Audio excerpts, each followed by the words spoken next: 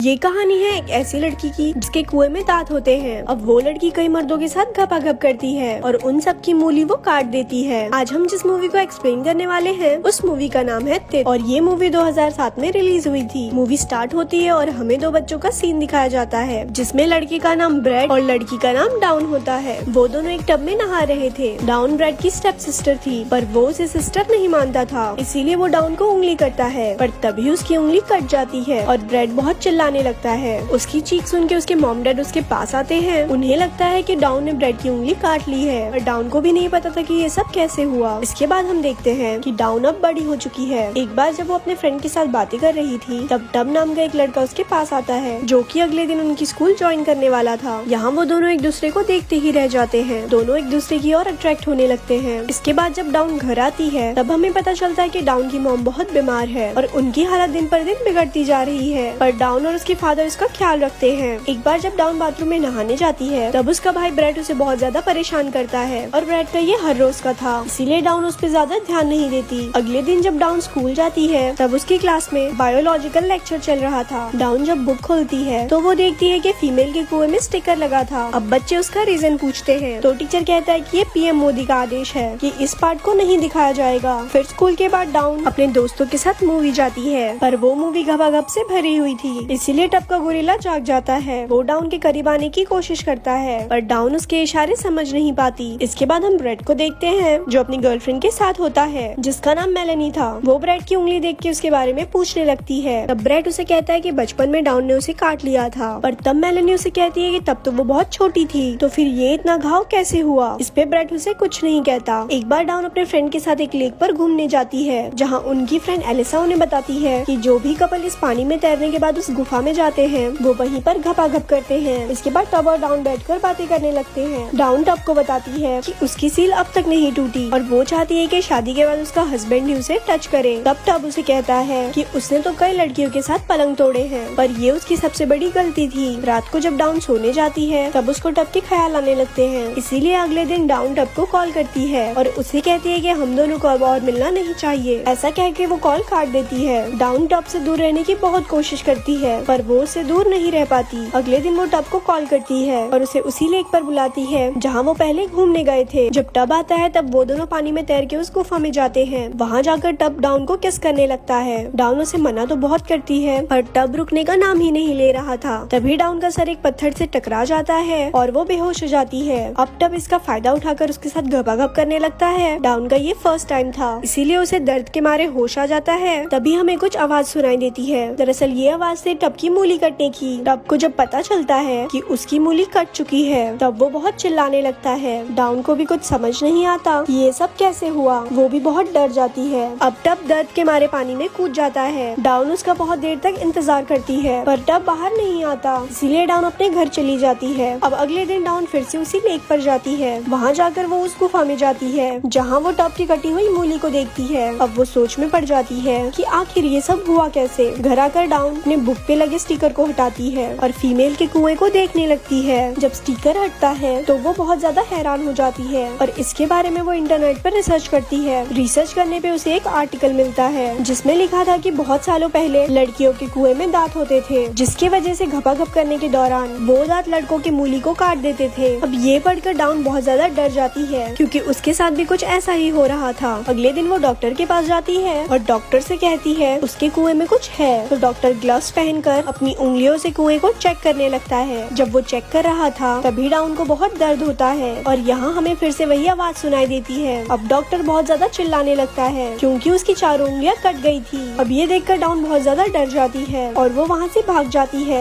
जब वो घर आ रही थी तब रास्ते में वो देखती है कि एक पुलिस वाला टब की गाड़ी को लेकर कहीं जा रहा है तो वो भी लेक की तरफ निकल जाती है। वहाँ वो देखती है कि टब की बॉडी को पानी से निकाला जा रहा है। जब वो घर आती है तब वो देखती है कि उसकी मॉम बेहोश पड़ी हुई है। उसका भाई अपनी गर्लफ्रेंड के साथ पलंग तोड़ रहा है। डाउन अपने डैड को कॉल करती है और अपनी मॉम को हॉस्पिटल ले जाती है। इसके बाद डाउन अपने एक फ्रेंड रेहान के घर जाती है और उसे कहती है कि उसी के वजह से टब की मौत हो गई है और उसके कुएं में दांत है। ये कह के वो बहुत रोने लगती है। अब यहाँ रेहान उसे संभालता है। इसके बाद डाउन बाथरूम में नहाने जाती है। जब वो वापस आती है तब वो देखती है कि रेहान ने उसका मूड बनाने के लिए पूरा कमरा कैंडल से सजा दिया है। इसके बाद वो दोनों ड्रिंक करने लगते हैं और धीरे धीरे करीब आने लगते हैं। डाउन को डर था कि जैसा दूसरों के साथ हुआ है वैसा रेहान के साथ ना हो, पर जब वो घपाघप करते हैं तब रेहान को कुछ भी नहीं होता। ये देखकर डाउन बहुत खुश हो जाती है और खुद को ऐसे ही शीशे में देखने लगती है और ऐसा कुछ ना होने पर बहुत ज्यादा खुश हो जाती है। यहाँ डॉक्टर को टब का पोस्टमार्टम करने पर एक दांत मिलता है।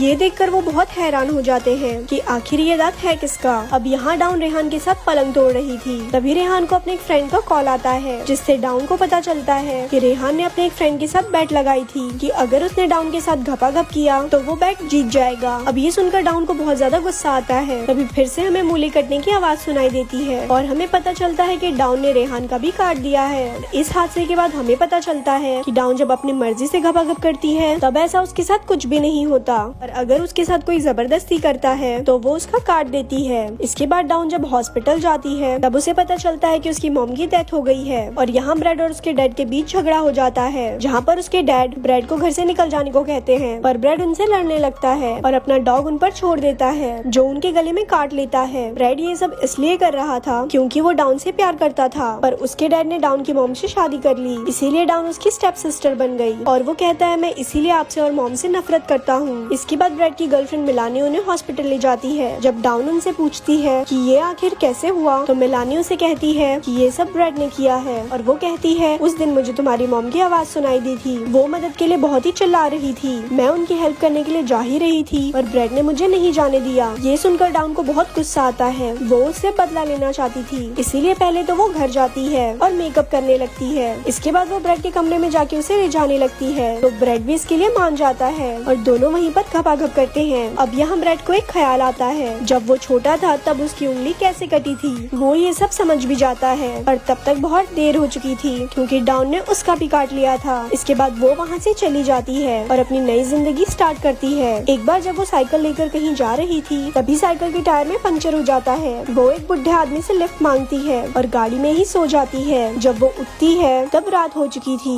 वो गाड़ी से बाहर निकलने की कोशिश करती है पर गाड़ी के डोर लॉक थे, पर वो बुढ़ा आदमी गंदे इशारे करने लगता है। वो डाउन का फायदा उठाना चाहता था। डाउन पहले तो थोड़ा डर जाती है, पर फिर उसे याद आता है कि उसे तो अब किसी से डरने की जरूरत नहीं है, क्योंकि उसे पता था कि बुड्ढे के साथ अब क्या होने वाला है। और ये मूवी यहीं पर एंड हो जाती है। ऐसे ही और स्टोरी सुनने के लिए हमारे पेज को लाइक करें। धन्यवाद।